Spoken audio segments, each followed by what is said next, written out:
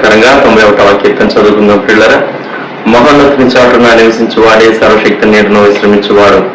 ఆయనే నాకు ఆశ్రయము, నా కోట, నేను నమ్ముకును నా దేవుడని నేను యెహోవాని గురించి చెప్పుచున్నాను. వేటకాని ఊరిలో నుండి ఆయన నిన్ను విడిపించును, నాశనకరమైన తెగులు రాకుండా నిన్ను రక్షించును. ఆయన తన రెక్కలతో నిన్ను కప్పును, ఆయన రెక్కల క్రింద నీకు ఆశ్రయం కలుగును. ఆయన సత్యము కేడమును డాలునై ఉన్నది.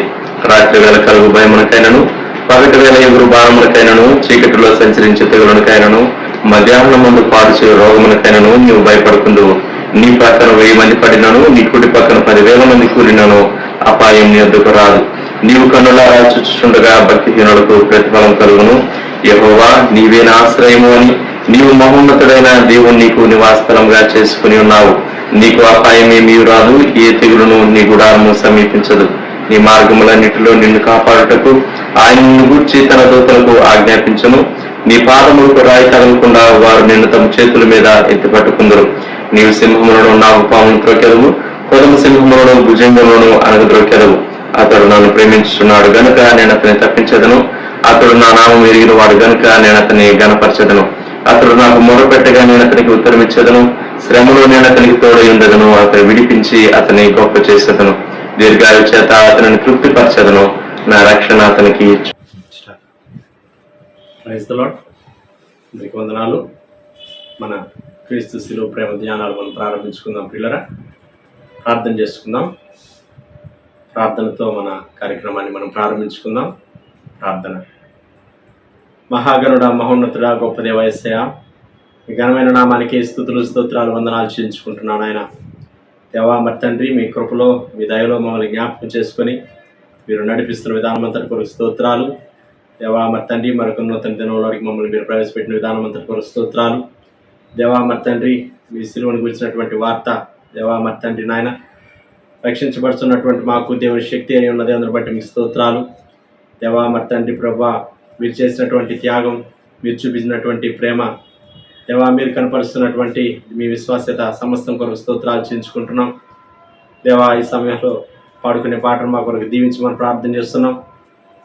మా స్థుతుల మీద మీరు ఆశీర్వాదం ఉండమని ప్రార్థన చేస్తున్నాను. ఆయన దేవా మరి ప్రభువా, మరి నాయన శిలువలో మీరు చేసిన త్యాగాన్ని జ్ఞాపకం చేసుకుంటూ పాట ద్వారా మీ నామాన్ని గణపరిచే సమయం, గొప్ప చేసే సమయం ఆశీర్వదించమని ప్రార్థన చేస్తున్నాం.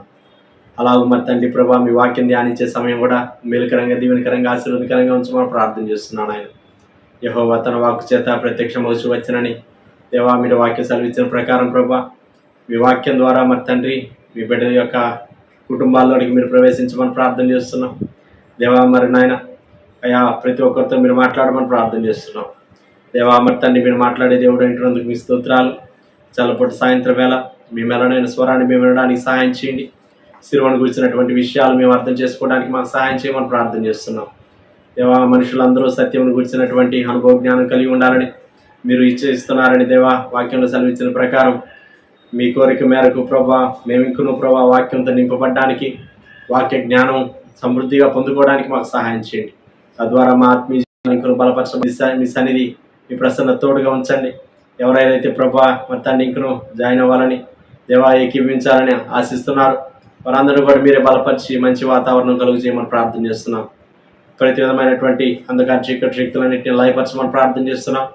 కృప చూపించండి, సహాయం చేయండి. ఆయన చివరి ప్రార్థన ఆశీర్వాదముల వరకు మీ సన్నిధి మాకు తోడుగా ఉంచమని ప్రార్థన చేస్తున్నాం. ప్రార్థనలో మానక ఏకీవిస్తున్నటువంటి ప్రతి వ్యక్తి కొరకు స్తోత్రాలైన మీ సన్నిధి ప్రసన్న సమృద్ధిగా ఈ దినం కూడా మేము అనుభవించడానికి మాకు సహాయం చేయమని యేసుక్రీస్తు వారి పరిశుద్ధమైన నామంలోనే స్తుతించి ప్రార్థన చేసి దినమనస్సు అడిగి వేడుకుంటున్నాం పరలోకపు తండ్రి, ఆమేన్. మంచిది ప్రియులారా, ఈ సమయంలో ఒక పాట పాడి దేవుని నామాన్ని మహింపరద్దాం. శారోనాత్మ గీతాల్లో నుంచి పాట సంఖ్య 613 పాడుకుందాం. సిలువ చెంత చేరిన నాడే కలుషములను కడిగి వేయను.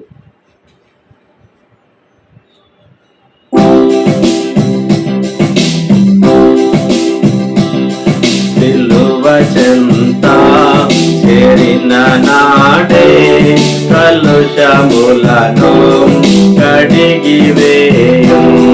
సిలువ చెంత చేరిన నాడే కలుషములను కడిగి వేయు.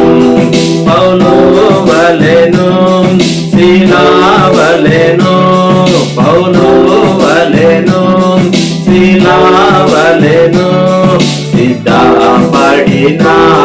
భక్తుల చూచి సిద్ధపడిన భక్తుల చూచి సిలువ చెంత చేరిన నాడే కలుషములను కడిగి వేయం కొండ వంటి పండ వంటి మొండి హృదయం మండించు కొండ వంటి పండ వంటి మొండి హృదయం మండించు పండి ఉన్న పాపులనైనా పండి ఉన్న పాపులనైనా పిలచుచుండే పరము చేరా పిలచుచుండే పరము చేరా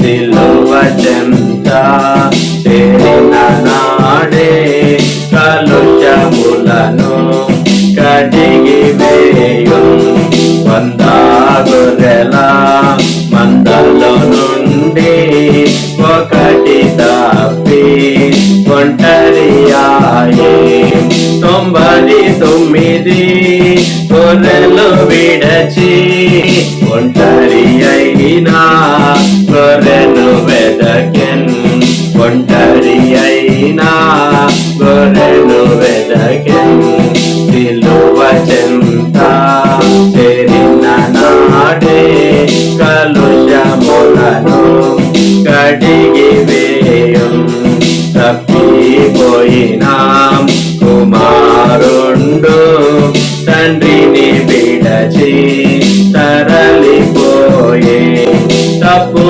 తెలిసి తిరిగి రాగా తండ్రి అతని చేర్చుకొనెను తండ్రి అతని చేర్చుకొనెను సిలువ చెంత చేరిన నాడే కలుషములను కడిగి వేయం సిలువ చెంత చేరిన నాడే కలుషములను కడిగి వేయం పౌలు వలెను శిలా వలెను పౌలు వలెను శిలా వలెను సిద్ధపడిన భక్తుల చూచి సిద్ధపడిన భక్తుల చూచి సిలువ చెంత చేరిన నాడే కలుషములను కడిగి వేయు. మంచిది ప్రియులారా, ఈ సమయంలో మనం దేవుని వాక్యం ధ్యానం చేసుకుందాం. యెషయా గ్రంథము 53వ అధ్యాయము 7వ వచనం చదువుకుందాం ప్రియులారా. యెషయా గ్రంథము 53వ అధ్యాయము 7వ వచనంలో దేవుని వాక్యం ఈ విధంగా రాయబడి ఉంది. అతడు దౌర్జన్యము నొందెను, బాధింపబడినను అతడు నోరు తెరవలేదు. వదకు తేబడు గొర్రె పిల్లయు బొచ్చు కత్తిరించి వాని ఎదుట గొర్రెయు మౌనముగా నుండినట్లు అతడు నోరు తెరవలేదు. ప్రభు సాయం కొరకు చిన్న ప్రార్థన చేసుకుందాం. గొప్ప దేవా, స్తోత్రం నాయన. దేవా, పాట ద్వారా మిమ్మల్ని గణపరచడానికి, మీ నామాన్ని గొప్ప చేయడానికి కృప చూపించారు. మీ స్తోత్రాలు. మిమ్మల్ని ప్రేమించి ఇచ్చిన వాక్యం కొరకు స్తోత్రాలు. ఈ వాక్యాన్ని దీవించండి. ఈ వాక్యం ద్వారా మాతో మాట్లాడండి. సమస్త విషయాల్లో సహాయం చేయమని, దాన్ని మీ సిలువ చాటు మరుగుపరచమని యేసయ్య నామములోనే స్తుతించి ప్రార్థన చేసి దినమనస్సు అడిగి వేడుకుంటున్నాం పరలోకపు తండ్రి, ఆమేన్. ఈ యొక్క వాక్యాన్ని మనం గమనించినట్లయితే, అతడు దౌర్జన్యం నొందెను, బాధింపబడినను అతడు నోరు తెరవలేదు. వదకు తేబడు గొర్రె పిల్లయు బొచ్చు కత్తిరించు వాని ఎదుట గొర్రెయు మౌనంగా నుండినట్లు అతడు నోరు తెరవలేదు. యేసుక్రీస్తు ప్రభువారు సిలువ వేయబడినటువంటి సందర్భంలో ఎలాగూ ఉన్నాడు అంటే, ఆయన బాధింపబడినను అతడు నోరు తెరవలేదు అని దేవుని వాక్యం ఈ విధంగా స్పష్టంగా రాయబడతా ఉంది. పిల్లరా, ప్రభు బాధింపబడ్డాడు కానీ నోరు తెరవలేదు. వదకు తేబడు గొర్రె పిల్లయు అలాగే బొచ్చు కత్తిరించి వాని ఎదుట గొర్రెయు మౌనంగా ఎలాగైతే ఉంటుందో ఆ విధంగా మౌనంగా ఉండిపోయాడు క్రీస్తు ప్రభువారు. జ్ఞాపకం చేసుకుందాం, ఈరోజు క్రీస్తు ప్రభు సిలువలో ఎందుకు ఆ విధంగా ఈ సిలువ వేసేటువంటి సమయంలో కూడా ఎందుకు మౌనంగా ఉన్నాడు అన్న విషయాన్ని మనం ధ్యానం చేయాలని ఇష్టపడుతున్నాం పిల్లరా. ఇక్కడ గమనించినట్లయితే ప్రభు అసలు మౌనంగా ఎందుకు ఉన్నాడని మనం ఆలోచన చేస్తే, వాస్తవానికి మొదటి విషయం ఏంటంటే తండ్రి యొక్క చిత్తాన్ని ప్రభు అక్కడ నెరవేరుస్తా ఉన్నాడు. మనకు తెలుసు, అక్కడ దేవుని వాక్యం గమనించినట్లయితే యెషయా గ్రంథంలోని 53వ అధ్యాయం 10వ వచనంలో గమనించినప్పుడు అతని నలుగొట్టుటకు యెహోవాకు ఇష్టమాయను అని దేవుని వాక్యం సెలవిస్తా ఉంది. కాబట్టి ఇది దేవుని యొక్క చిత్తం మాత్రమే కాదు, కానీ దేవుని యొక్క ఇష్టం కూడా అయినది. కనుకనే ప్రభు ఇక్కడ గమనించినట్లయితే మౌనం వహిస్తా ఉన్నాడు సిలువలో అనే విషయాన్ని మనము గ్రహించబద్దులై ఉన్నాం. యేసుక్రీస్తు ప్రభు వారు అక్కడ వాస్తవానికి ఎంతో అవమానం పొందుతున్నాడు, ఎంతో బాధ కొడుతున్నారు. ఒక పక్క ముఖం మీద కొడుతున్నారు, తల మీద ముళ్ళ కిరీటం పెడుతున్నారు. ఇటువంటి పరిస్థితుల్లో ప్రభు అక్కడ ఎంతో మౌనంగా ఉంటా ఉన్నాడు. ఇటువంటి కష్టమైన పరిస్థితుల్లో, క్లిష్టమైనటువంటి పరిస్థితుల్లో మౌనంగా ఉండడం అనేది దేవుని యొక్క చిత్తమై ఉన్నదన్న విషయాన్ని మనం గ్రహించబద్దులై ఉన్నాం. మనం గమనించినట్లయితే మనం యోబు యొక్క జీవితంలో కూడా గమనించినప్పుడు యోబు కూడా ఒక కష్టమైన పరిస్థితి గుండా వెళ్తున్నాడు, ఒక నష్టమైన పరిస్థితి గుండా వెళ్తున్నాడు, అవమానం అయిన పరిస్థితి గుండా వెళ్తా ఉన్నాడు. ఇటువంటి పరిస్థితుల్లో యోబు ఏం పలుకుతున్నాడంటే, యెహోవా ఇచ్చెను, యెహోవా తీసుకుని పోయాను, యెహోవా నామమునకు స్తుతి కలుగునుగాక అంటా ఉన్నాడు. రెండవదిగా గమనించినప్పుడు మనందరికీ బాగా తెలిసి పిల్లరా, భార్య వచ్చి అంటుంది, అయా నువ్వు ఇంకనూ యథార్థతను ఎందుకు వదులుకుంటున్నావు, దేవుని దూషించి మరణము కమ్ము అని చెబుతుంది. ఆ పరిస్థితుల్లో యోబు మాట్లాడుతున్నటువంటి మాట ఏంటంటే, మూర్ఖురాలు మాట్లాడినట్టు నీవు మాట్లాడుతున్నావు, దేవుని వల్ల మేలు మాత్రం అనుభవింతుమా, కీడు అనుభవింపతగదా అనేసి భార్యతో మాట్లాడుతున్నాడు. అక్కడ రాయబడినటువంటి విషయం ఏంటంటే పిల్లరా, ఈ విషయాల్లో యోబు నోటి మాట చేతనైనను పాపం చేయలేదని రాయబడతా ఉంది. కనుక మనం గమనించినట్లయితే మన యొక్క పరిస్థితుల్లో కూడా ఒక కష్టమైన పరిస్థితి వచ్చినప్పుడు, ఒక క్లిష్టమైనటువంటి పరిస్థితి వచ్చినప్పుడు మనం దేవుని స్తుతించగలిగితే మంచిదే. ఒకవేళ స్తుతించలేనటువంటి పరిస్థితుల్లో మౌనంగా ఉండటం కూడా అది ఎంతో మంచిది. ఇక్కడ గమనించినట్లయితే ఈ యోబుకి ఇటువంటి పరిస్థితి రావడానికి గల కారణం ఎవరు అని ఆలోచన చేసినప్పుడు దీనంతటికి కారణం మనకు తెలుసు, అపవాది అయినవాడు. అపవాది దీనంతటికి కారణంగా ఉన్నాడు. చాలా సందర్భాల్లో మన కుటుంబాల్లో కూడా మనం గమనించినప్పుడు అనవసరమైనటువంటి ఆ యొక్క మాటల యుద్ధాలు మనం చూస్తూ ఉంటాం. ప్రశాంతత లేనటువంటి వాతావరణం చూస్తూ ఉంటాం.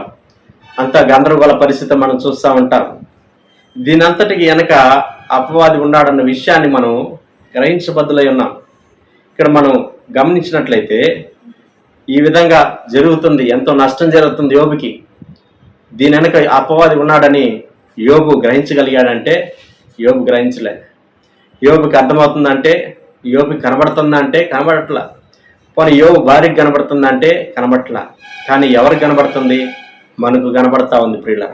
వాక్యంలో రాయబడి ఉంది కనుక మనకు కనబడతా ఉంది, మనకు అర్థమవుతా ఉంది. అపవాది యొక్క కార్యం అక్కడ అపవాది వల్ల జరుగుతుంది అనేసి. కనుక మనం కూడా జ్ఞాపకం చేసుకోవాలి, దేవుని యొక్క చిత్తం మన జీవితంలో నెరవేర్చబడకుండా అపవాది మనల్ని ఎంతో గందరగోళం చేసేటువంటి పరిస్థితి, నెమ్మది లేకుండా చేసేటువంటి పరిస్థితులు తీసుకొస్తూ ఉంటాడన్న విషయాన్ని మనం ఈ వాక్యం ద్వారా హెచ్చరింపబడతా ఉన్నాం. ఒక గ్లాస్ బాటిల్లో ఒక ఎర్ర చీమలు కొన్ని ఒక 50, అలాగే తెల్ల చీమలు నల్ల చీమలు ఒక 50 అలాగా వేసేస్తే అవి మామూలుగానే ఉన్నాయంట వాటికి మామూలుగానే ఉన్నాయి. కానీ ఆ బాటిల్ని ఎప్పుడైతే ఒకసారి అట్ట కదిల్చారో అప్పుడు ఎర్ర చీమలు అనుకున్నాయంట ఈ నల్ల చీమలే మన శత్రువులు, దానివల్లే ఈ విధంగా అవుతుందని వాటి మీదకి గొడవకి వెళ్ళాయంట. అలాగే గమనిస్తే నల్ల చీమలు అనుకున్నాయంట ఎర్ర చీమల వల్ల ఇదంతా మనకని చెప్పి దాని మీదకి గొడవకి. అలాగా మరి ఇద్దరు ఆ నల్ల చీమలు ఎర్ర చీమలు గొడవ పెట్టుకోవడం ప్రారంభించేసాయండి పిల్ల. వాస్తవానికి ఎవరి కారణం దీని అంతటికని ఆలోచన చేస్తే ఎవరైతే బాటిల్ని కదిలిచ్చారో వాళ్ళే కారణం. ఇక్కడ గమనించినట్లయితే పిల్లల మన జీవితంలో కూడా అనేక పర్యాయాలు అపవాది ఆ కారకుడిగా ఉంటాడు. కనుక మనం జ్ఞాపకం చేసుకోవాల్సినటువంటి విషయం, దేవుని చిత్తంలో మనము సాగిపోవాలి. ఈ యొక్క అలజడి వెనుక, ఈ యొక్క కష్టం వెనుక, ఈ యొక్క నెమ్మది లేని పరిస్థితి వెనుక దుష్టుడు ఉన్నాడు, అపవాది ఉన్నాడు అని చెప్పి మనం సర్దుకుపోవాల్సినటువంటి వారంగా మనం ఉన్నాం. ఇక్కడ మనం గమనిస్తే మనకు తెలుసు, దేవుని వాక్యం సెలవిస్తూ ఉంది, లోకముయు దాని ఆశయు గతించిపోవచ్చున్నవి కానీ దేవుని చిత్తం జరిగించేవాడు నిరంతరము నిలుచును అని దేవుని వాక్యం సెలవిస్తా. లోకము దాని ఆశ ప్రకారం నడుచుకునేటువంటి వ్యక్తులు కొంతకాలం తర్వాత, అలాగే కొన్ని సంవత్సరాల తర్వాత కావచ్చు, అలాగే వెళ్తూ ఉంటే వాళ్ళకి ఏం మిగులుతుందంటే, లోకాశల ప్రకారం వెళ్ళినటువంటి వారికి దుఃఖమే మిగులుతారు, బాధే మిగులుతుంది.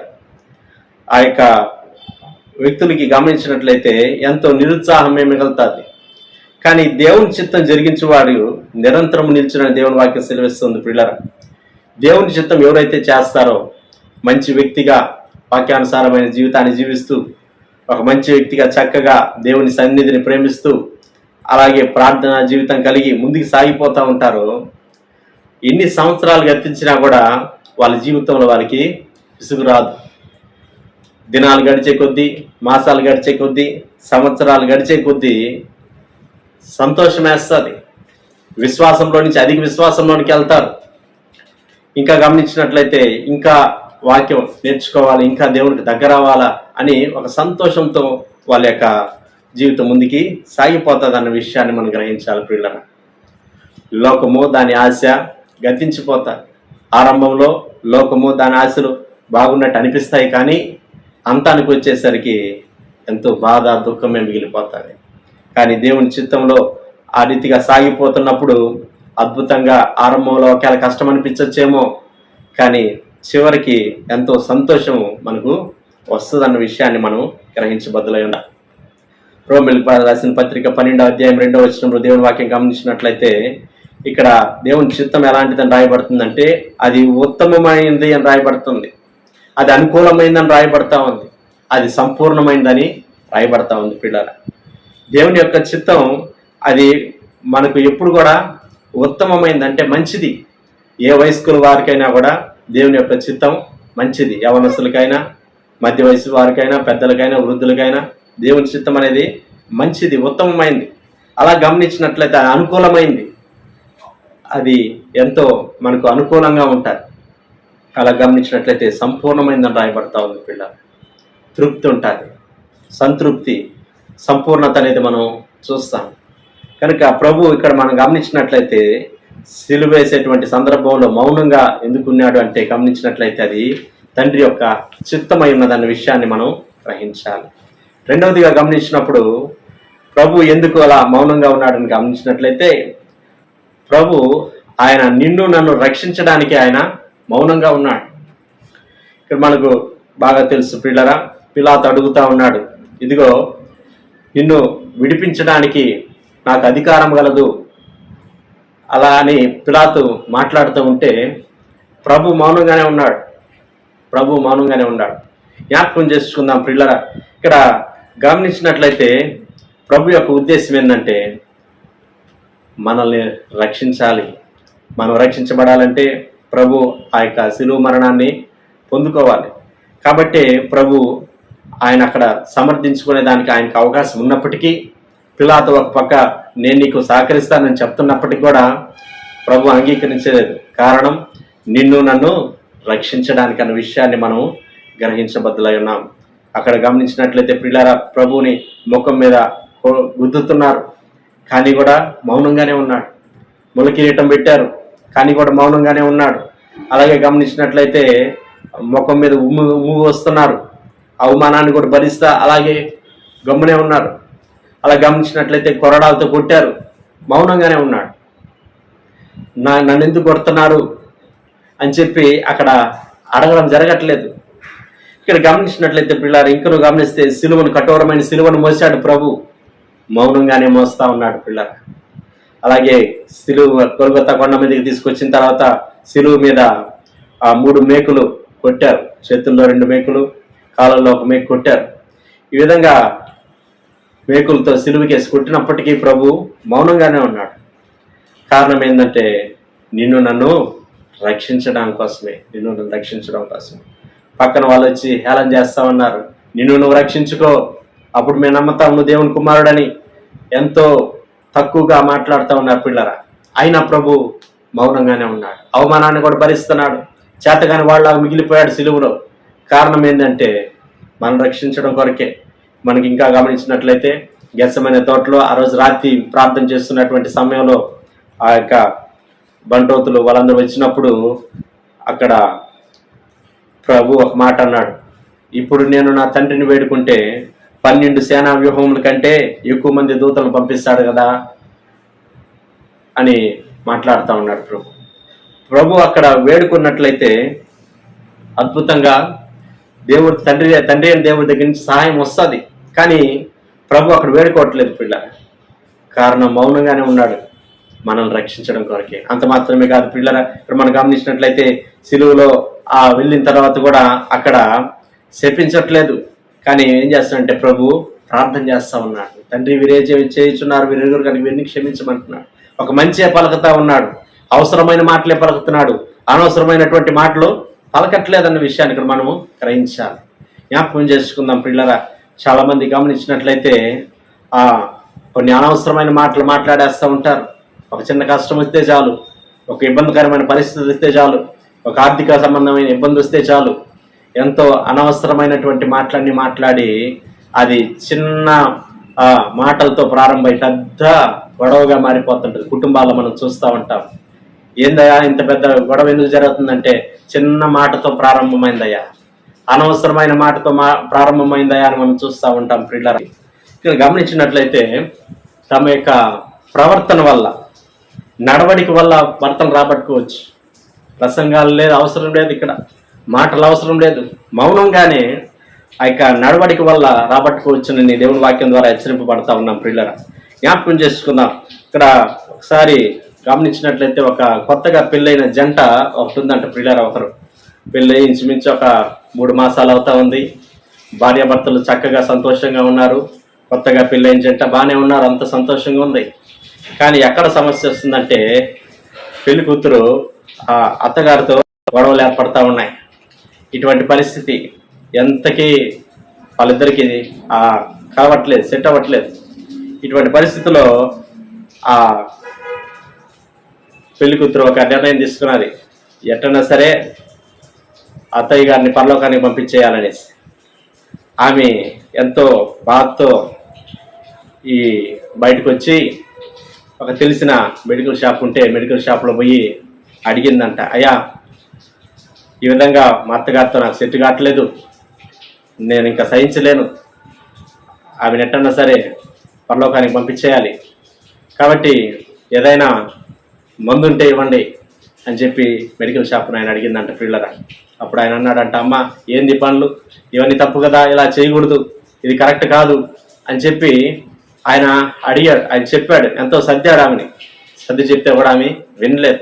లేదు లేదయ్యా నేనైతే సహించలేను మా అత్తగారిని ఇటువంటి పరిస్థితులు అని చెప్పి ఆమె ఎంతో మూర్ఖంగా గట్టిగా మాట్లాడితే ఆయన సరే అమ్మా ఏం చేసేదేమి లేక, సరే ఇస్తానులే, నువ్వు అడిగినట్టే మందు ఇచ్చేస్తాను, నువ్వు ఆ మందు తీసుకెళ్ళి పాలలోనో అన్నంలోనో దేంట్లోనే కలిపేసి ఇచ్చేసేయి, కానీ నువ్వు ఆ పని చేసావని తెలియకూడదు కాబట్టి అది చిన్నగా పనిచేస్తే ఒక 2 వారాలు పడుతుంది మీ అత్తగారు చనిపోయేదానికి. కాబట్టి నువ్వేం చేస్తావంటే ఈ 2 వారాలు ఆమెతో ప్రేమ కలిగి ఉండు.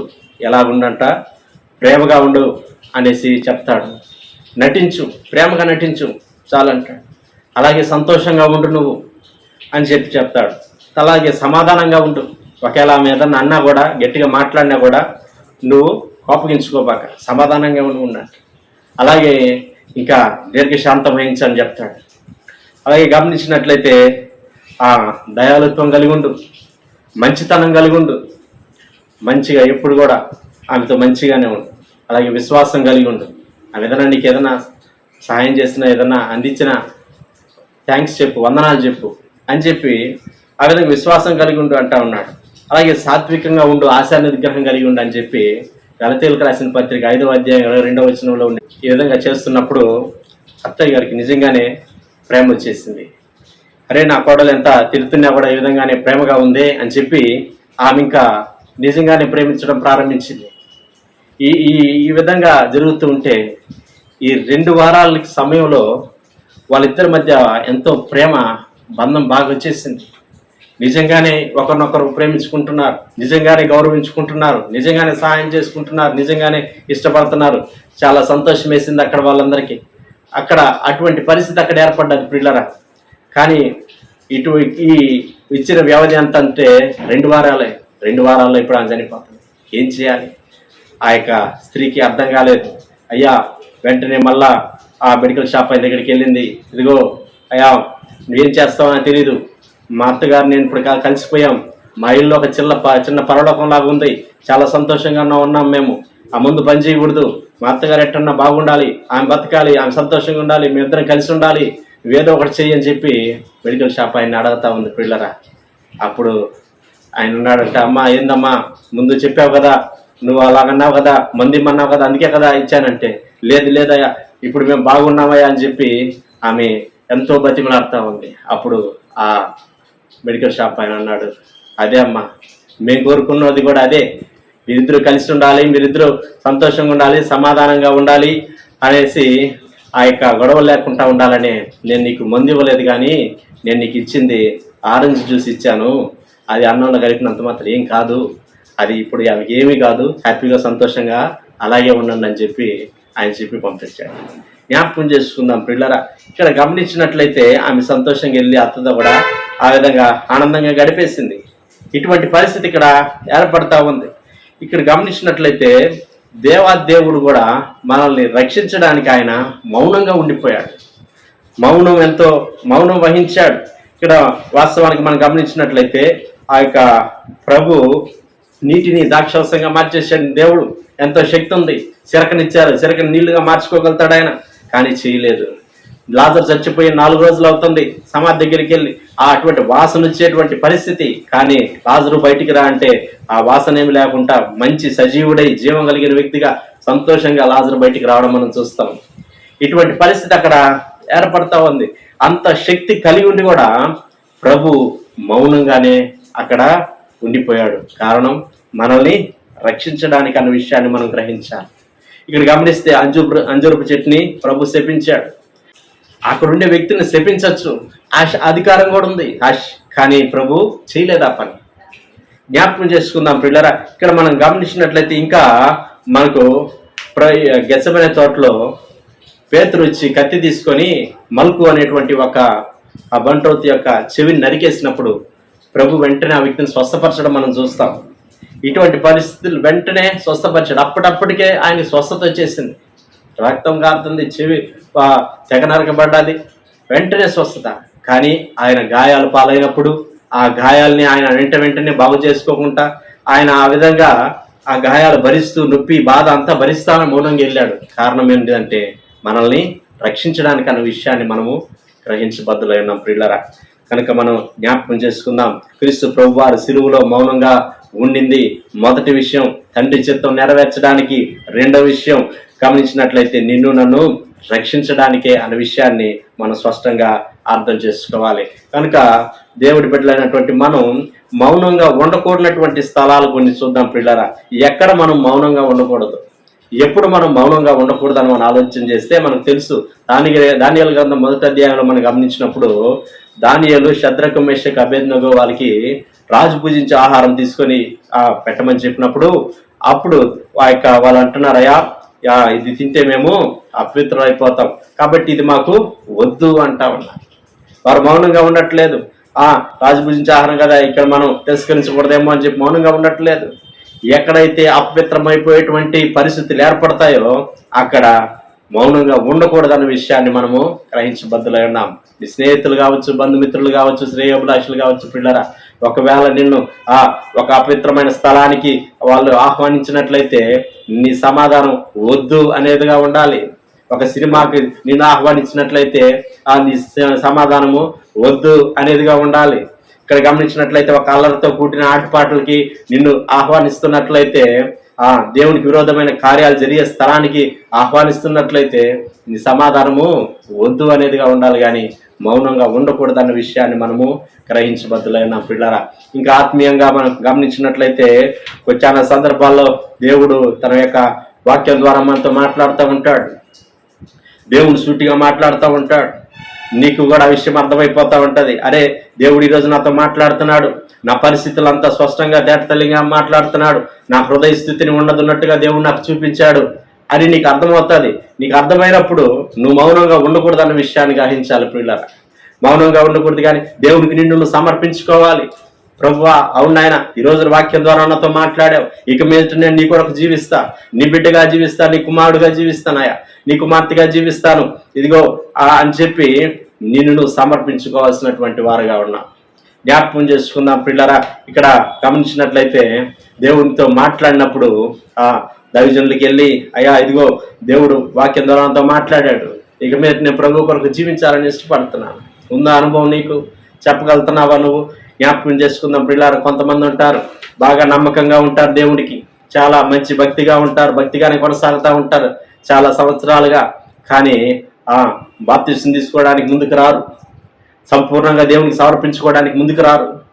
ఇక నేను దేవుడి కొరకే జీవిస్తానని తీర్మానంలోనికి రారు. జ్ఞాపకం చేసుకుందాం పిల్లలు. మౌనంగా ఉండిపోతూ ఉంటారు. ఎంతో విచారకరం.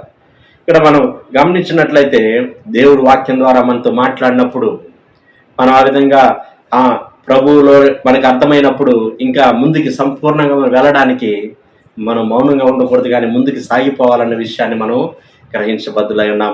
ఇంత మాత్రమే గమనించినట్లయితే పిల్లరా, నువ్వు దేవుని వాక్యం చదువుతున్నప్పుడు, దేవుని వాక్యం వింటున్నప్పుడు నీకు వచ్చేటువంటి సందేహాలు కావచ్చు, నీకు బైబిల్లో ప్రశ్నలు రావచ్చు.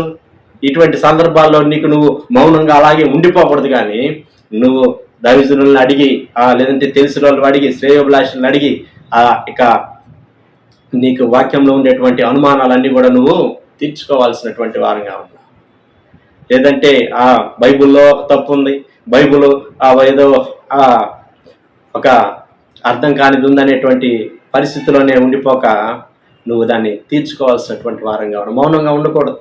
ఇక్కడ గమనించినట్లయితే పిల్లలు అంత మాత్రమే కాకుండా ఆత్మీయంగా ఎప్పుడైతే నువ్వు బలహీన పడిపోతావో అటువంటి పరిస్థితుల్లో నువ్వు మౌనంగా ఉండకూడదన్న విషయాన్ని గ్రహించాలి.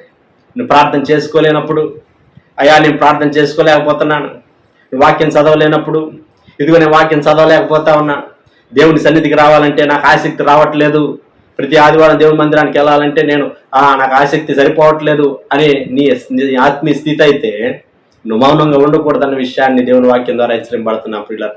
జ్ఞాపకం చేసుకుందాం.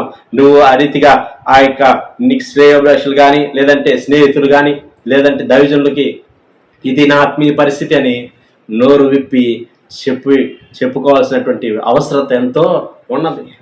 మౌనంగా ఉండకూడదు. మనం గమనించినట్లయితే పిల్లలు లూకాసు వార్త 3వ అధ్యాయంలో గమనించినప్పుడు ఇక్కడ యోహాను దేవుని యొక్క రాజ్యం గురించి ఆయన వాక్యం చెబుతా ఉంటే, యోహాను ప్రకటిస్తూ ఉన్నప్పుడు జనులందరూ అక్కడికి వస్తూ ఉన్నారు. జనులందరూ అక్కడికి వచ్చి ఒకసారి ఆ వాక్యం చదువుకుందాం పిల్లలు. లూకాసు వార్త 3వ అధ్యాయము 3వ వచనంలో గమనించినట్లయితే, అంతటా అతడు వచ్చి పాపక్షమాపణ నిమిత్తము మారు మనసు విషయమైన బాప్తిసం పొందవలనని యోర్దాన్ నదీ ప్రాంతములు అంతటా ప్రకటించుచుండెను.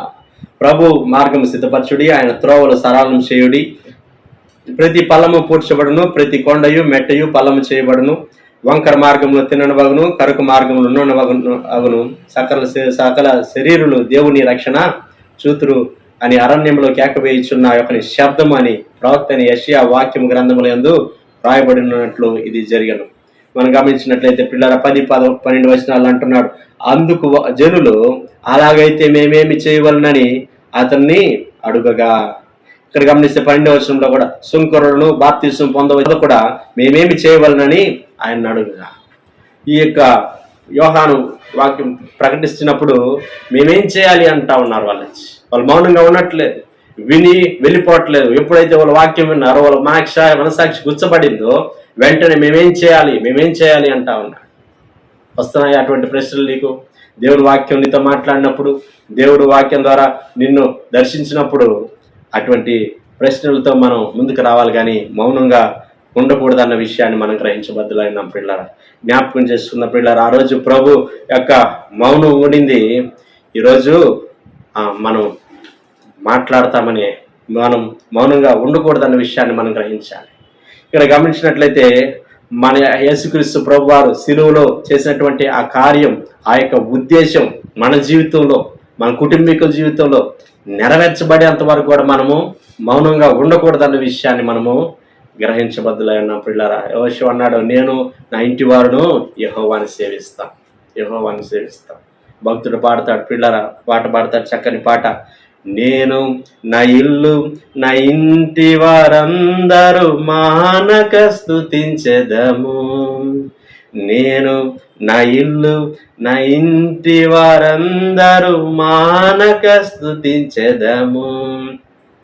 నన్ను పిండము వలె కాచావు స్తోత్రం, నన్ను చెదరక మోసావు స్తోత్రం. నన్ను పిండము వలె కాచావు స్తోత్రం, నన్ను చెదరక మోసావు స్తోత్రం. జ్ఞాపకం చేసుకుందాం పిల్లరా. భక్తుడు అంటున్నాడు, నేను నా ఇల్లు నా ఇంటి వారందరూ మానక స్తుతించదు. ఇక్కడ గమనించినట్లయితే శిలువ యొక్క ఉద్దేశం నెరవేర్చబడ్డదా మన జీవితంలో, మన ఇంటి వారి జీవితంలో. ఇక్కడ కొర్నేలి యొక్క కుటుంబాన్ని పేతురు దర్శించినప్పుడు అక్కడ పేతురు అంటున్నటువంటి మాట, వీళ్ళందరూ కూడా దేవునాత్మతో నింపబడ్డారు, ఇక బాప్తిసానికి వీళ్ళకి ఆటంకమేమీ లేదు. అలాగే గమనించినట్లయితే చెరసాల యొక్క అధిపతి అద్భుతం చూశాడు, చెరసాల బద్దలైపోవడం చూశాడు. వెంటనే పౌలు శీల వాళ్ళు ఇంటికి తీసుకెళ్ళి అక్కడ గమనించినట్లయితే అక్కడ రాయబడ్డ మాట ఏంటంటే, ఆయన ఇంటి వారందరితో కూడా బాప్తిసం తీసుకున్నాడు అంట. ఇంటి వారందరితో కూడా, ఇల్లు ఆయన మాత్రమే కాదు, ఇంటి వారందరూ కూడా. జ్ఞాపకం చేసుకుందాం పిల్లరా, సిలువ యొక్క ఉద్దేశం మన జీవితంలో, మన కుటుంబీకుల యొక్క జీవితంలో నెరవేర్చబడుతుందా అన్న విషయాన్ని మనం గ్రహించబద్దులై ఉన్నాం పిల్లరా. ఇక్కడ మనం గమనించినట్లయితే ఇంకా యేసుక్రీస్తు ప్రభు వారి యొక్క మౌనంగా ఉన్నటువంటి ఆ పరిస్థితుల్లో ఇంకా ఎవరు మౌనంగా ఉన్నారు అని మనం ఆలోచన చేసినట్లయితే, ప్రభుని సిలువేసేటువంటి సమయంలో యేసుక్రీస్తు ప్రభు యొక్క సొంత శిష్యులు కూడా అక్కడ మౌనంగా ఉన్నట్టు మనం చూస్తాం పిల్లరా. మౌనంగా అంటే ఇక్కడ మనకు అందరికీ బాగా తెలుసు పిల్లరా, ఎప్పుడైతే సిలువ కార్యక్రమం ప్రారంభమైందో, ప్రభుని పట్టుకోవడం ప్రారంభించారో, ప్రభుని మాట్లాడడం ప్రారంభించారో, ప్రభుని కొట్టడం ప్రారంభించారో, అక్కడ శిష్యులు ఎవ్వరు లేరు. అప్పటికే ఇస్కరియోతు యూదా చనిపోయాడు మనకు తెలుసు. పేతురు చూస్తే దూరంగా ఉన్నాడు, దూరంగా నుంచి వెంబడిస్తున్నాడు. ఇంకా యోహాన్ మాత్రమే దగ్గరున్నాడు. కానీ ఇక్కడ మనం గమనించినట్లయితే మిగిలిన 9 మంది శిష్యులు ఎక్కడ అని ఆలోచన చేస్తే లేరు ప్రియుల. మౌనం, సైలెన్స్. ఎక్కడికి పోయారో తెలీదు, ఎక్కడికి ఉన్నారో తెలియదు, దూరంగా వెళ్ళిపోయారు, సిలువ దగ్గర లేరు. ఇక్కడ గమనించినట్లయితే వీళ్ళు ఆ విధంగా ఎంతో దగ్గరగా సన్నిహితంగా వెంబడించిన వ్యక్తులు దూరంగా వెళ్ళిపోయినప్పటికీ కూడా అక్కడ యేసుక్రీస్తు ప్రభువారు మరణించి మరలా పునరుద్ధానుడై మరలా తిరిగి లేచిన తర్వాత జరిగిన సంఘటన ఏంటంటే మనందరికీ బాగా తెలుసు. ఈ యొక్క శిష్యులు వాళ్ళు భయపడి ఒక గదిలో వెళ్ళి తలుపు వేసుకొని వాళ్ళు ప్రార్థన చేస్తున్నారు. అటువంటి పరిస్థితుల్లో యేసుక్రీస్తు ప్రభువారు ఆ గదిలోనికి వెళ్ళి అక్కడ వాళ్ళతో మాట్లాడుతూ ఉన్నాడు. వాళ్ళతో చెప్తున్నాడు, మీకు సమాధానము కలుగును గాక అంటా ఉన్నాడు. ఇక్కడ వీళ్ళు ఆ సందర్భంలో మాట్లాడినప్పటికీ, ప్రభువుని సిలువేసే సందర్భంలో వాళ్ళు అక్కడ లేనప్పటికీ కూడా ప్రభు వాళ్ళని దర్శిస్తూ ఉన్నాడు, వాళ్ళ దగ్గరికి వెళ్తా ఉన్నాడు, వాళ్ళతో మాట్లాడుతూ ఉన్నాడు, వాళ్ళకి సమాధానం కలుగును గాక అని చెప్తా ఉన్నాడు పిల్లరా. కారణం ఏంది అని మనం ఆలోచన చేస్తే మనం గుర్తుంచుకోవాల్సిన విషయం పిల్లరా, ఆ యొక్క గమనించినట్లయితే దేవుడు వాళ్ళని ప్రేమిస్తూ ఉన్నాడు, వాళ్ళని ఇంక నువ్వు ప్రేమిస్తూ ఉన్నాడు పిల్లరా. అక్కడ గమనించినట్లే ఇక్కడ వాళ్ళు వచ్చినప్పుడు, ప్రభు వచ్చినప్పుడు తోమ వాళ్ళ మధ్యలో లేడు, తర్వాత తోమాకు చెప్పారు, అయ్యా ఈ విధంగా ప్రభు వచ్చాడు అని చెప్తే ఆయన నమ్మల. నేను ఆయన గాయాల్లో నా వ్రేలు పెట్టి చూస్తే నేను నమ్ముతానంటున్నాడు. సరే అని చెప్పి 8 రోజుల తర్వాత మళ్ళా ప్రభు మరలా అదే గదిలో ప్రత్యక్షమైనప్పుడు తోమా కూడా చూసి ప్రభుని నమ్మాడు. ఈ విధంగా జ్ఞాపకం చేసుకుందాం ప్రియులారా. దేవాదేవుడు మనతో కూడా అనేక పర్యాయాలు మనం ప్రార్థించకపోయినా, భక్తిగా ఉన్నా లేకపోయినా మనలతో మాట్లాడుతూనే ఉన్నాడు. దైవజనుల ద్వారా, వాక్యం ద్వారా మాట్లాడుతూనే ఉన్నాడు.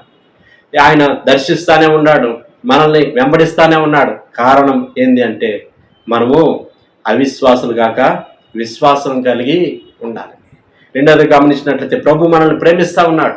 దేవుడు మనల్ని ప్రేమిస్తున్నాడు కాబట్టి ఆయన మనతో మాట్లాడుతున్నాడు అన్న విషయాన్ని మనం గ్రహించబద్దులై ఉన్నాం పిల్లరా.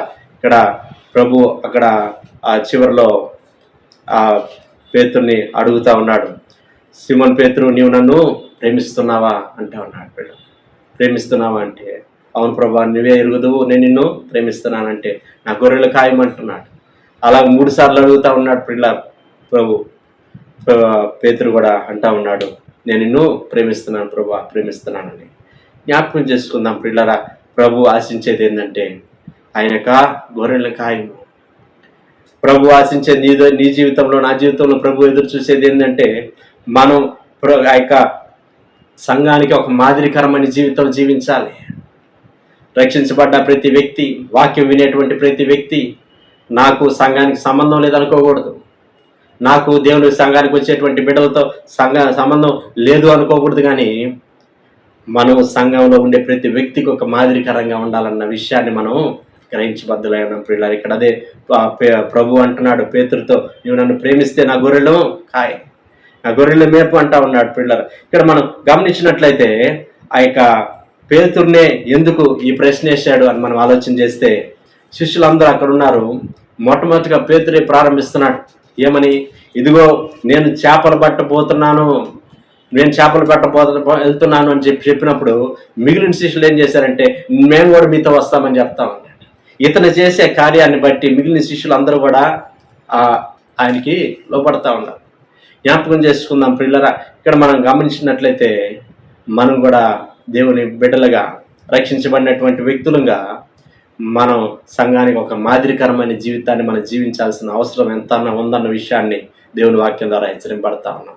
అనుకుంటావేమో నేను చర్చికి పోకపోతే ఏముందిలే అనుకుంటావేమో. నిన్ను చూసి ఎంతమంది చర్చికి ఆగిపోతున్నారో ఒకసారి ఆలోచన చేసావా?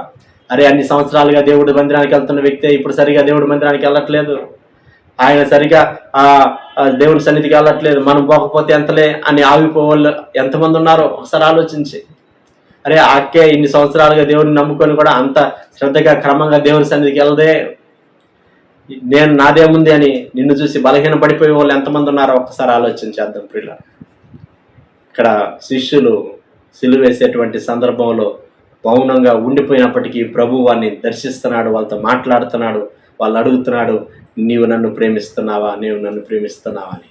ఈరోజు దేవుడు నీతో కూడా మాట్లాడే మాట అదే ప్రియుల. నీకేసే ప్రశ్న కూడా అది. ఇదిగో ప్రియమైనటువంటి దేవుని బిడ్డలారా, నీవు నన్ను ప్రేమిస్తున్నావా అని ప్రభు అడుగుతా ఉన్నాడు. చెప్పగలవా? ప్రభువా నేను నిన్ను ప్రేమిస్తున్నానయ్యా, ఇక మీద ప్రభువా మీ యొక్క సంఘానికి నేను ఒక మాదిరికరంగా ఉంటానయ్యా, సంఘానికి నేను ఒక మోడల్గా ఉంటానయ్యా, సంఘంలో ఉన్న దేవుడి బిడ్డలందరికీ నేను ఒక ఎగ్జాంపుల్గా ఉంటానయ్యా అని తీర్మానం చేసుకుంటావా? ఈరోజు జ్ఞాపకం చేసుకుందాం పిల్లరా. ఇక్కడ దేవుని యొక్క శిష్యులు మౌనంగా ఉండిపోయిన సందర్భం మనం చూస్తాం. మార్కు సువార్త 15వ అధ్యాయము 34వ వచనంలో దేవుని వాక్య విధంగా రాయబడతా ఉంది. మార్కు సువార్త 15వ అధ్యాయము 34వ వచనంలో మనం గమనించినట్లయితే 34వ వచనం చదువుకుందాం ప్రియులారా. 3 గంటలకు యేసు ఎలోయి ఎలోయి లామా సబక్తాని అని బిగ్గరగా కేక వేశారు. ఆ మాటకు నా దేవా నా దేవా నన్నెందుకు చెయ్యి విడిచివని అర్థము. ఇక్కడ తండ్రి అయిన దేవుడు కూడా మౌనం అయిపోయాడు ప్రియుల. ప్రభు యేసుక్రీస్తు ప్రభు వారు అంటున్నాడు, అయ్యా ఇదిగో నన్నేలా చెయ్యి విడిచేశాడు. సైలెంట్ అయిపోయాడు దేవుడు.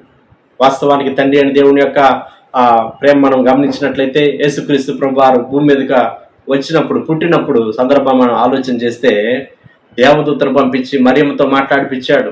ఇదిగో నీవు పరిశుద్ధాత్మ వల్ల గర్భం ధరిస్తావు, ఆయన ఇక్కడ అలా గమనిస్తే యోసేపుకి ఆ కలలో దేవదూత వచ్చి మాట్లాడుతూ ఉంది. అలాగే గమనించినట్లయితే గొర్రెల కాపర్లకి దేవదూత వచ్చి మాట్లాడుతూ ఉంది, నేడు ఆ రక్షకుడు మీ కొరకు పుట్టి ఉన్నాడని. అలా గమనించినట్లయితే ప్రియులరా, ఆ యొక్క ఇంకను దేవాది దేవుడు ఆ జ్ఞానులతో కూడా దర్శనంలో మాట్లాడుతూ ఉన్నాడు. ఈ విధంగా అందరితో మాట్లాడుతూ దూతలు పంపించి అంతా ఫాలో అప్ చేసినటువంటి దేవాది దేవుడు ఈ సిలువ వేసే సందర్భానికి వచ్చినప్పుడు మౌనం అయిపోయాడు.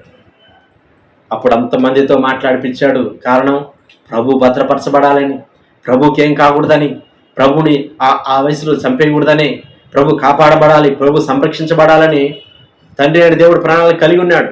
కానీ ఇక్కడ గమనించినట్లయితే సిలువ వేసేటువంటి సందర్భంలో తండ్రి అయిన దేవుడు మౌనంగా ఉండిపోయాడు. పిల్లలు దూషిస్తూ ఉన్నారు, మౌనంగా ఉన్నాడు తండ్రి. కొరడాలతో కొడుతున్నారు, చేత్తో కొడుతున్నారు, మౌనంగా ఉన్నాడు తండ్రి. రక్తం కారిపోతా ఉంది పిల్లల శరీరంలో ధారాలుగా కారిపోతా ఉంది, అయినా తండ్రి మౌనంగానే ఉన్నాడు.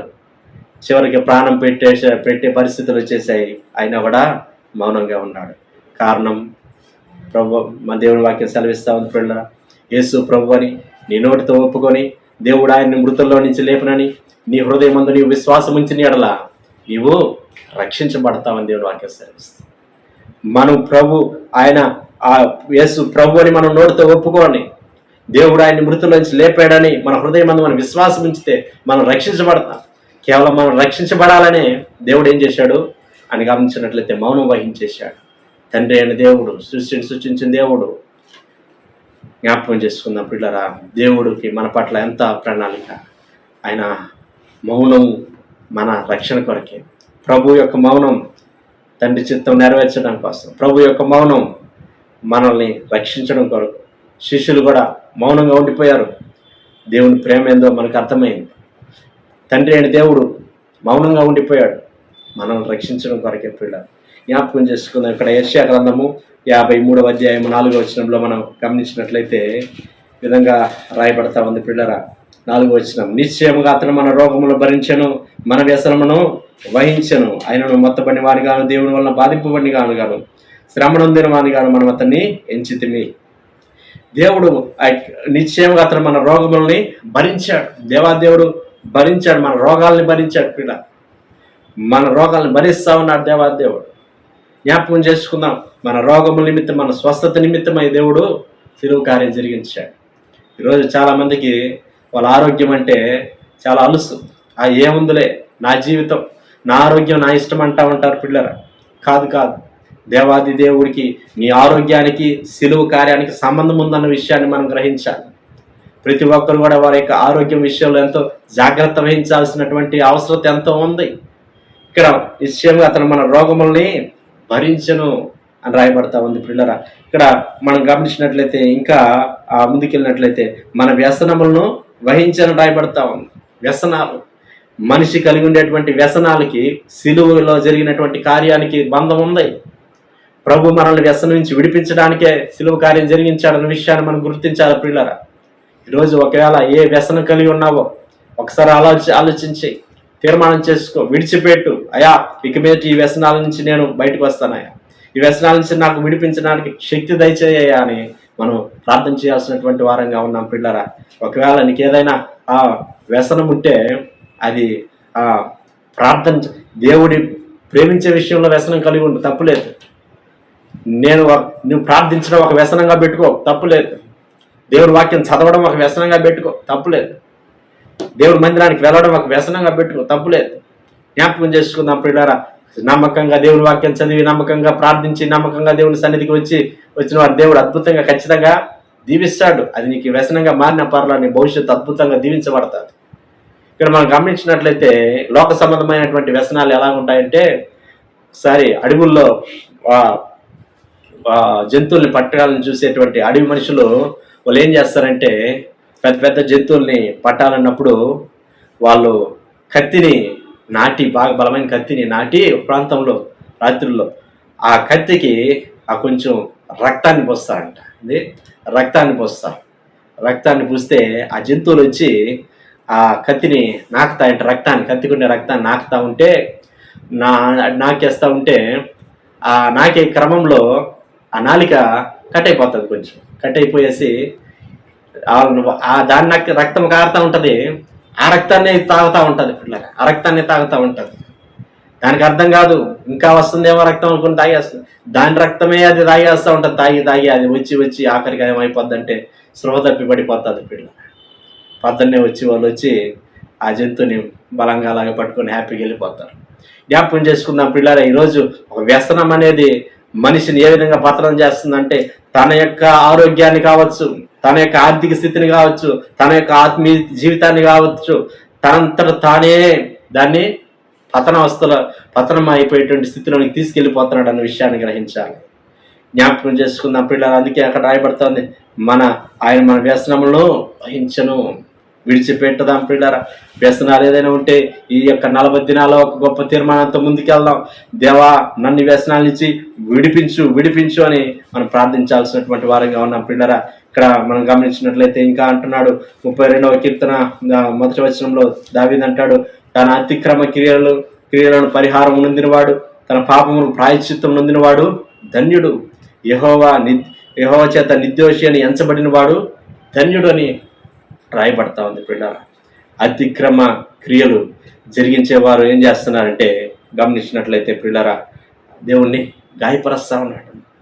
దోష కార్యాలు చేసే వాళ్ళు ఏం చేస్తున్నారంటే, ఆ దోష కార్యాలను బట్టి ప్రభు నలగొట్టబడతా ఉన్నాడు. ఈ రోజుకి అనుకుంటున్నారు, చాలా మంది అనుకుంటారు ఏముందిలే ఈ కార్యాలని.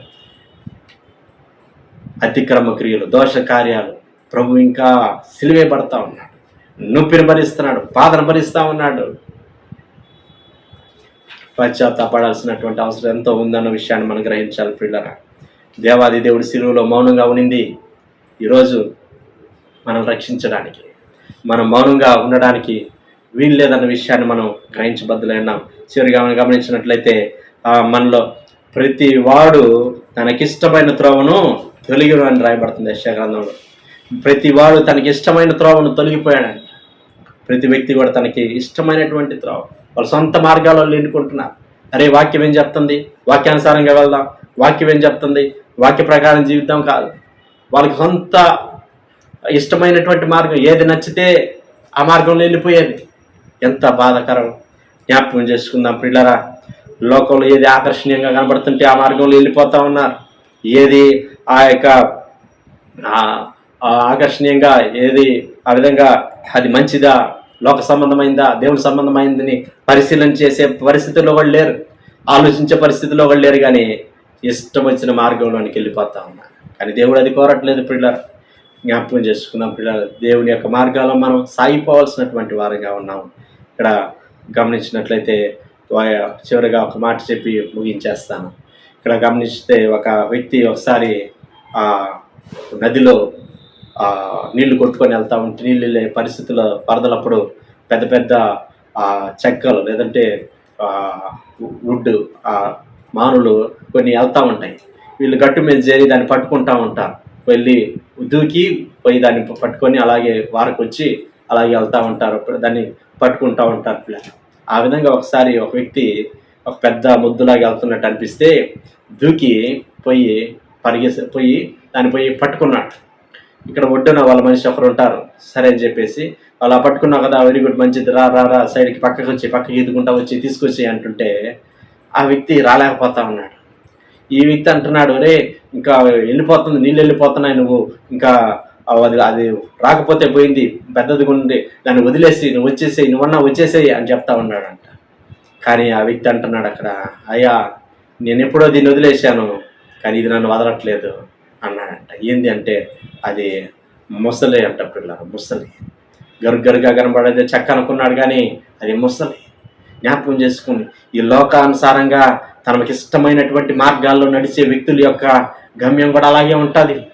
ఏదో ఆకర్షిస్తుందని చెప్పి పోయి దాన్ని ఒక వ్యసనాన్ని కావచ్చు, ఒక దురలవాటుని కావచ్చు, దాన్ని పట్టుకున్నప్పుడు ఆరంభంలో అది ఏదో ఆకర్షణీయంగా కనబడ్డదని పట్టుకుంటున్నాం కావండి, కానీ చివరికి నువ్వు విడిచిపెట్టిన అది నిన్ను విడిచిపెట్టని పరిస్థితి వచ్చేస్తాను. కనుక మనం జ్ఞాపకం చేసుకుందాం పిల్లరా. ఈరోజు ఎంతమంది యవనస్తులు కావచ్చు, మధ్య వయసుల వాళ్ళు కావచ్చు, పెద్దవాళ్ళు కావచ్చు, ఆ లోక సంబంధమైన అలవాటికి, ఆచారాలకి, పద్ధతులకి వాళ్ళు ఒక ఆరంభం చేసి దాంట్లో నుంచి బయట రాలేక, వదులుకోలేక, అయ్యా నేను ఎప్పుడో దాన్ని వదిలేశాను, కానీ నేను దాన్ని అది నన్ను వదలట్లేదు, అది లేకుండా నేను ఉండలేకపోతున్నానని ఎంతమంది బాధపడుతున్నారు, దుఃఖపడుతున్నారు ఒకసారి ఆలోచించేద్దాం. సొంత మార్గాలు వద్దు, దేవుని వాక్యానుసారమైనటువంటి నిర్ణయాలు చెప్పుకుపోయినప్పుడు అద్భుతంగా మనం దీవించబడతాం. పిల్ల కళ్ళు మూసుకుందాం, ప్రార్థన చేసుకుందాం. ప్రేమగల తండ్రి, గొప్ప దేవా, మీ స్తోత్రాలు ఆయన. దేవా, మరి ఇంతవరకు ప్రభా అయ్యా సిలువలో మీరు ఎందుకు మౌనంగా వహించారు దేవా? మరి తండ్రి ప్రభా, ఎలాగో అయ్యా బొచ్చు కత్తిరించి వాని ఎదుట గొర్రె ఎలాగైతే మౌనంగా ఉంటుందో ఆ రీతిగా మీరు ఎంతగా మౌనంగా వహించారు దేవా. మీరు మాతో మాట్లాడిన విధానం అంతా కొరకు స్తోత్రాలు చెల్లించుకుంటున్నాను ఆయన. దేవా, అవును ప్రభా, మరి నాయన మీ మౌనం తండ్రి చిత్తం నెరవేర్చడానికని సెలవిచ్చారు దేవా. మరి తండ్రి ప్రభా, అలాగే మీ మౌనం ప్రభా మరి నాయన మమ్మల్ని రక్షించడానికని సెలవిచ్చారు. మీ స్తోత్రాలు దేవా. మరి మీ శిష్యులు కూడా ప్రభా మౌనం అయిపోయారని, సిలువు దగ్గర వాళ్ళు లేరు, దూరంగా వెళ్ళిపోయారనే విషయాన్ని మాకు జ్ఞాపకం చేశారు. మీ స్తోత్రాలు ఆయన. దేవా, ఆయనను వాళ్ళని ప్రేమించారు, వారిని రక్షించడాలని దేవా. వారిలో అవిశ్వాసాలు వాళ్ళు లేకుండా వాళ్ళు విశ్వాసులుగా ఉండాలని వాళ్ళని ప్రేమించారు ఎంతగా. అదే ప్రేమతో మమ్మల్ని కూడా మీరు ప్రేమిస్తున్నారని మాకు జ్ఞాపకం చేశారు. మీ స్తోత్రాలు తండ్రి అయినటువంటి దేవుడు దేవా ప్రభా, మరి నాయన తండ్రి ఎలా మౌనంగా ఉండిపోయాడో దేవా, ఆ విషయాలు మీరు మాకు జ్ఞాపకం చేశారు దేవా. మరి నాయన ఎంతో మీరు శక్తి సామర్థ్యంలో ఉన్నప్పటికీ, ఆ విధంగా తండ్రి మీ కొరకు ఎన్నో కార్యాలు చేసినప్పటికీ శిలువ విషయంలో చెయ్యి విడిచిపెట్టాడని జ్ఞాపకం చేశారు. అయ్యా, మమ్మల్ని జ్ఞాపకం చేసుకుని బలపరచండి, మీ ఆత్మతో మమ్మల్ని నింపండి నాయన. యెషయా గ్రంథం 53వ అధ్యాయంలో మీరు సెలవిచ్చిన రీతిగా ఏ విధంగా ఇప్పుడు కూడా ప్రభా అయ్యా మరి తండ్రి మీరు నలగొట్టబడుతున్నారు దేవా, మా కార్యములను బట్టి మేము ఇంకా మీకు సమర్పి పోకపోవడాన్ని బట్టి దేవా విషయాలు జ్ఞాపకం చేశారు. మీకు వందనాలు. ప్రతి ఒక్కరు కూడా జ్ఞాపకం చేసుకొని ఆయన వాక్యం విన్న వారిని అందరినీ దర్శించండి, దీవించండి, ఆశీర్వదించండి, వాక్యానుసారమైన జీవితం దయచేయండి. రానున్నటువంటి దినాల్లో దేవా ప్రభా మీ కొరకు మంచి సాక్షులుగా సాగిపోవడానికి కృప దయచేయండి. సమస్త ఘనత మహిమ ప్రభావాలు మీకు ఆరోపించుకుంటూ వ్యక్తిగతంగా మీ మీడలు చేసుకున్న ప్రార్థన మీరు ఆలకించి గొప్ప జవాబులు వారికి అనుగ్రహించమని ప్రార్థన చేస్తున్నాం. ఏ కుటుంబంలో ప్రభా మరి రక్షణ లేదు, ఆ కుటుంబానికి సంపూర్ణమైన రక్షణ దయచేయండి. అలాగే మరి తండ్రి ఏ కుటుంబంలో శాంతి సమాధానం లేదు, గొప్ప శాంతి సమాధానం మీ బిడ్డలకు దయచేయమని ప్రార్థన చేస్తున్నాం. నెమ్మది కలిగినటువంటి దినాలు మీ బిడ్డలకు దయచేయండి. ఉద్యోగాల కొరకు ఎదురు చూసే వారికి మంచి ఉద్యోగాలు దయచేయండి. మొత్తంగా మరి తండ్రి మీ బిడ్డలు క్వాలిఫై అయ్యి ముందుకు వెళ్ళడానికి సాయం చేయమని ప్రార్థన చేస్తున్నాం. ఇంటర్మీడియట్ ఎగ్జామ్స్ రాస్తున్నటువంటి బిడ్డలందరి కొరకు వందనాలు, వారందరూ దర్శించండి, జ్ఞానంతో శక్తి బలంతో నింపమని ప్రార్థన చేస్తున్నాం. సమస్త విషయాల్లో సాయం చేయండి, మీ నామానికి మహిమ తెచ్చుకోండి. మీ చిత్రంలో రేపటి దినాన్ని చేరు పర్యంతం వారు మీ సన్నిధి దూతల కాపుదల భద్రత క్షేమం సమృద్ధిగా మాకు దయచేయమని యేసయ్య సర్వశక్తి కలిగిన నామంలోనే స్తుతించి ప్రార్థన చేసి దీన మనసు అడిగి వేడుకొంచున్నాం పరలోకపు తండ్రి, ఆమేన్. తండ్రి, కుమార, పరిశుద్ధాత్మని యొక్క దీవెన ఆశీర్వాదం సదాకాలం మనందరికీ సదా తోడై ఉండి ప్రభు మహిమను పొందును గాక. ఆమేన్.